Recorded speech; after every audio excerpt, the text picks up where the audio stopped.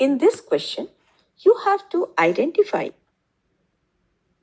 which type of RNA is the most abundant in animal cells. Option A, tRNA.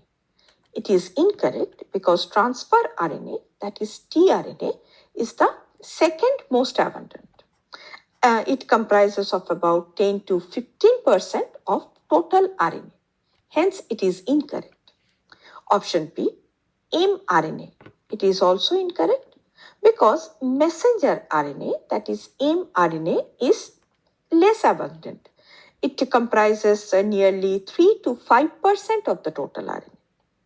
Option C, miRNA. MicroRNA, that is miRNA, it regulates gene expression during the post-transcriptional level, and it is present in very low amount compared to other RNAs. Hence, it is incorrect.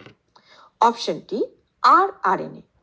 Now, ribosomal RNA, that is rRNA, is the most abundant RNA in cells, including animal cells, and it comprises of approximately 80 to 85% of the total RNA.